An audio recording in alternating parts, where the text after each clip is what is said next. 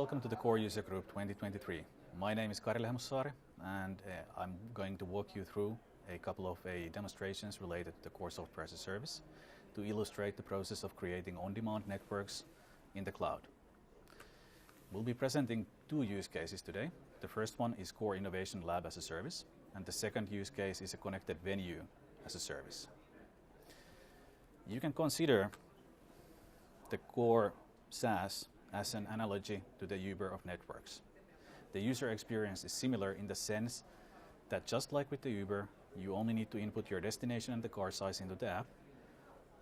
Similarly with the Core SaaS, you can select your desired use case and proceed accordingly. While your car is en route to your location, the other screens will indicate the progress of your network being built. This means that you can monitor the network creation process while you wait for it to become fully operational.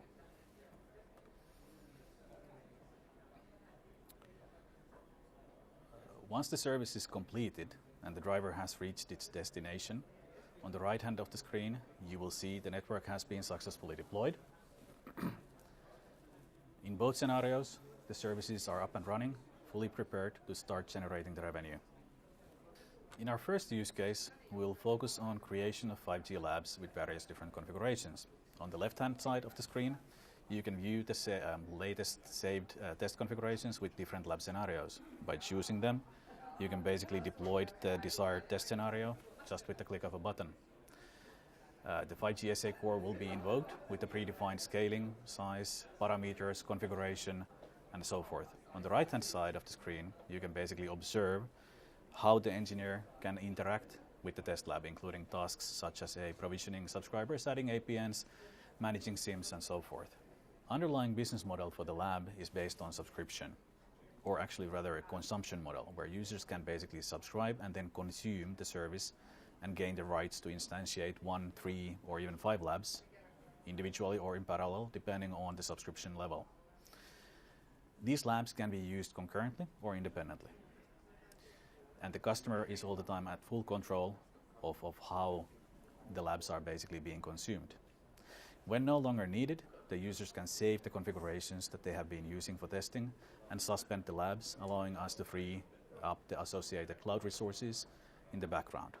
This also allows the customer to basically fully control their own spend. All right, now let's take a look at the second use case, the connected venues. In case of the connected venues, the control plane functions that are not sensitive to the latency are deployed centrally.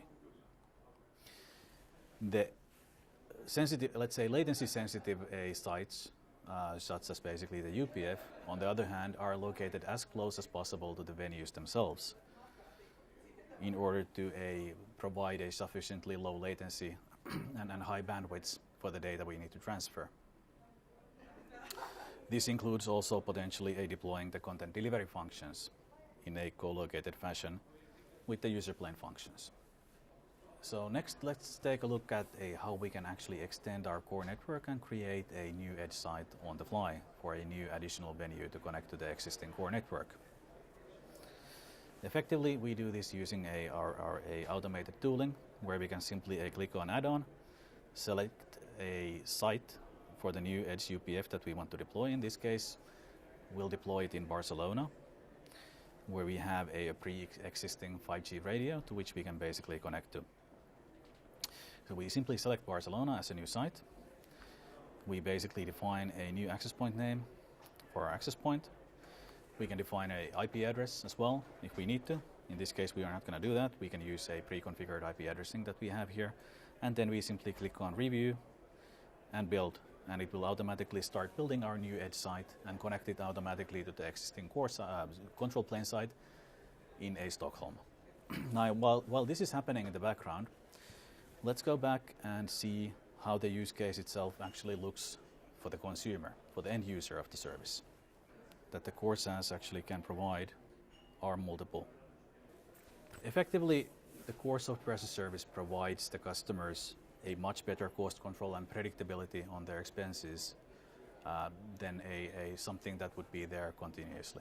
Effectively, it is something which can be created on demand to serve only that particular event for the duration of the event, after which it can be basically terminated until it's needed for the next event.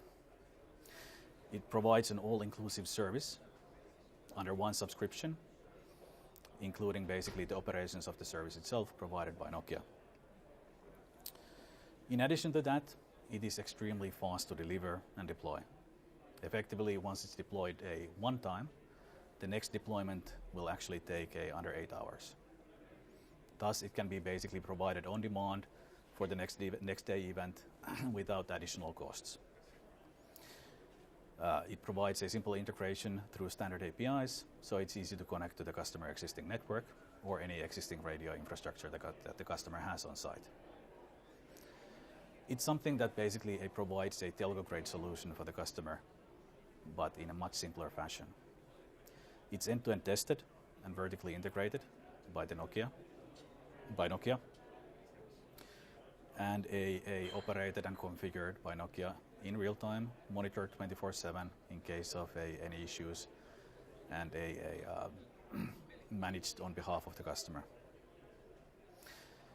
As such, it's a perfect enabler for the customer to actually test their new use cases. We looked at 2 use cases here, but there are multiple more use cases that the Core Software as a Service can be used for. You can use it for let's say, supporting your peak traffic offload. You can support it or use it for your disaster recovery scenarios.